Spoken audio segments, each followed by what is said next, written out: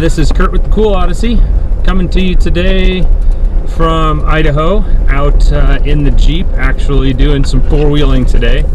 We thought this would be a good place to discuss some of the further modifications that I've made to the Jeep to get it more prepared for overlanding and taking long multiple-day trips out in the backcountry. Today we're heading up Baldy Mountain just outside of Salmon, Idaho. Going to make our way to the ghost town of Leesburg and then back around to Salmon. So probably somewhere around a 70-mile round trip.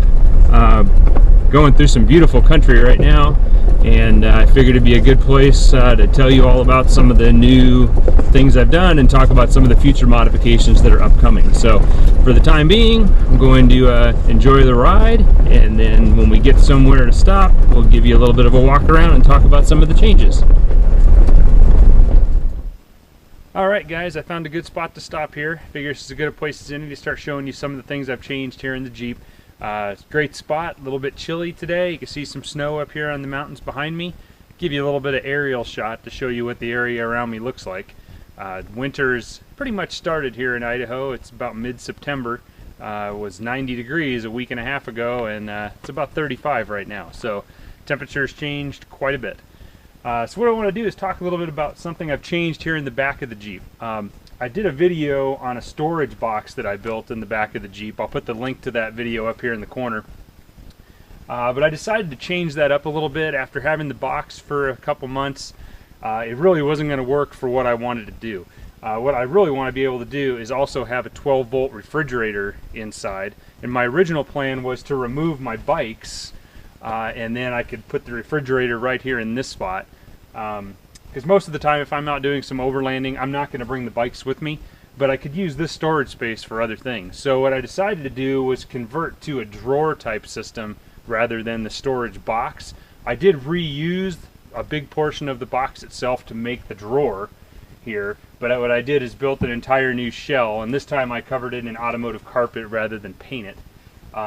Kind of give you a little bit of idea of how I've got it set up. Just so, as you've seen before, this is how I carry my bikes on a regular basis. So traveling from place to place and just daily cruising, usually my bikes are in the Jeep, just like you see here. So this drawer system that I built, so what I basically got here is a couple of 500-pound slides that come out like so, and this big drawer allows me to carry most of what I need on a regular basis. Everything in here stays here all the time. I used some plastic ammo boxes and modified the lid so that they pull right off, so it's easy to get in and out of the storage, keep all my tools, air hose, things like that inside. And this way I still am able to have my 12-volt refrigerator in here all the time, because one of the things I was concerned about is what to do with that refrigerator when I'm traveling in the RV. I really don't have a good place to store it, so being able to keep it in the Jeep all the time is going to be a big benefit. Something else I did with this box, I reused the box itself and made this drawer, and I also am still using the table that I built before, but I've modified the table a bit. I kind of redid it. I wasn't happy with how the epoxy turned out last time, which you'll notice in the other video. So I'll give you an idea of what I did here. So the table still comes in and out the same way that it did before.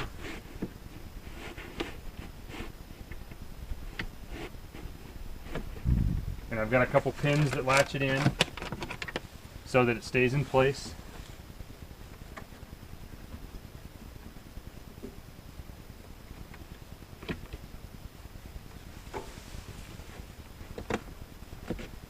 But something else I've done, because here before I used to use a piece of PVC to hold this table so it's kind of in an angle here and not super stable.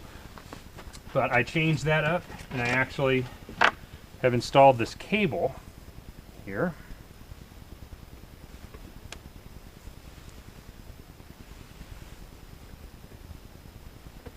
And the cable simply attaches to a screw that I've installed on the tabletop. And now, as you can see, the table's much more sturdy and stays level. And I did redo this entire epoxy job, and this time it turned out much better. I'll give you a zoom-in view kind of to show you what that looks like here for a second. And one of the things I like about the way I did this table now, since it's actually attached to the drawer, I'm actually able to close the drawer or open the drawer and still have the table out. So that way I can leave the table out, and here I can do all my cooking and things like that. And another thing I did when I set this up is this box is set up so that I'm still able to open this drawer even with the window down. So that's a nice feature. And then the refrigerator will be on its own slide, and it'll slide out, so I'm able to get in and out of the refrigerator. All right, so let me close this box up and I'll talk a little bit more about the back of the Jeep here. All right, and while we're still here at the back of the Jeep, I'll show you something else that I've done. I've taken my Viair compressor and I've actually mounted it to my roll bar with some U-bolts permanently, and it's hardwired in permanently, which I'll show you some of that when I get to the front side of this box and drawer system. And I've also installed some USB charging ports and a 12-volt outlet for the refrigerator that'll be going in here on top. So this way the compressor is easy to use. I don't have to worry about taking it out, putting it away. I thought about mounting it under the hood. They make kits for doing that, but I was afraid it would, you know, being in the weather is just going to shorten the life of the compressor. Here it's inside. I won't ever have to worry about that. So that kind of covers the back and where we're at right now. So I'll show you the front end of this drawer system and what I've got going on there. Okay, so now we're in the back of the Jeep. This is the rear seats folded down, and this is the front end of the drawer system that I built. Kind of wanted to show you what I had going on here. So what I did is I built this front so that it could open. And on this side, there's just a small compartment here that opens, and I can keep things inside, such as my chair, my rain gear, some spare food, things like that. And that takes advantage of all this space by the wheel well. And then if I open up this main compartment here, I've got a spot to store some miscellaneous things. Have a tire wrench, first aid kit, some other things there. But the big thing here is the power distribution system. So what I've done is I've run power straight from the battery to this 80 amp fuse and installed a 6-position fuse block here, so I'm able to run everything off of my auxiliary battery. I'll talk in a moment about the new battery setup that I have. But this runs all the time off of my auxiliary battery, and right now I've got the compressor hooked up to it. I've got power run to the front of the Jeep where I run all of my electronics, so they're running off my auxiliary battery. And then I've got the 12-volt outlet that's going to power my refrigerator also there. And that leaves me 3 more circuits for some future plans that I have here in the back. But that basically covers my drawer system, so I'm hoping that this is going to work out really well for me. And now I'll talk to you a little bit about my battery setup that I've changed to.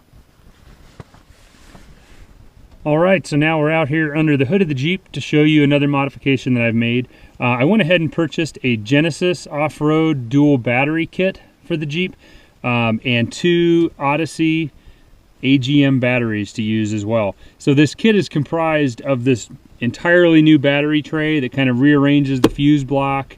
You have to kind of take some things apart, and it comes with this control unit that sits on top, and this is kind of the brains of the unit. I'll put a link to it down in the description of the video so you can look up some details on it. But long story short, it basically manages the charging and discharging of these batteries so I don't end up stranded somewhere.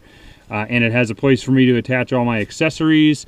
It has a place for me to attach all the ground cables. Makes for a very clean installation. And I have a remote unit inside that actually tells me the status of both batteries at any time and allows me to use the boost mode where I can charge, where I can start the vehicle from the auxiliary battery if something should happen to the start battery. But I'll give some more details on that when I get on the inside. You can kind of see how that controller works, and check out the link to see how the dual batteries work. Really, my idea here is that when I'm in camp, I don't want my accessories such as my refrigerator, electronics, and things like that to drain my start battery and leave me stranded somewhere. So this system will isolate the start battery from my auxiliary so that I don't have to worry about getting stranded. Here's just a real quick view of the remote monitor for my battery system. As you see here, it's mounted on my A-pillar. When I push it here, you see I can see my main battery voltage is at 12.6. Can press it again, my auxiliary battery is at 12.7.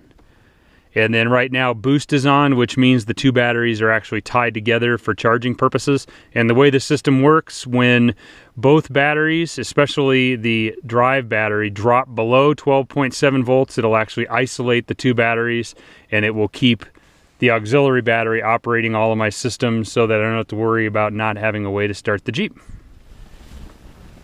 Alright, so one other thing I just wanted to quickly show you here is how I've arranged my dashboard. I've actually installed this dashboard bar from Vector Offroad, which basically provides a mounting base to attach all kinds of different items. I use the RAM mount systems, and I'm able to mount my iPad mini here, which I use for all my off-road GPS navigation, recording tracks, all those different things. And I'm using a program called Gaia GPS. I'll put a link to that down in the bottom, and perhaps I'll do a video on it some other time. But I'm really liking that system and the detail that it gives me, and I really like being able to use this iPad for navigation. It gives me a much wider view. It's great for keeping track of where I've been and all the features that Gaia has to offer. I'm also able to mount my cell phone here, and then there's also a mount here where I can mount my GoPro. So if I want to do some filming out the front windshield or myself when I'm driving or whatever that may be. This looks a little busy up here, and really this setup, I only use it when I'm off-road. I'll have my cell phone in here for on-road purposes and whatnot, but usually the iPad's only here if I'm out cruising and adventuring and need to see where I'm going. So that's really the only time that I'm using all this equipment mounted here. But this mount really does a good job of giving me a solid base to put everything on. Alright guys, I think that's going to about do it. That brings you up to date on the modifications I've done to the Jeep. Hope you guys enjoyed the video. If you found anything useful or enjoyed the content, it'd be great if you'd hit the like button. Also subscribe, and be sure to check back soon. Gonna have some more videos, have some exciting other modifications coming up on the Jeep. And of course there's always the aerial videos and RV projects as well. Thank you very much for watching. Have a great day.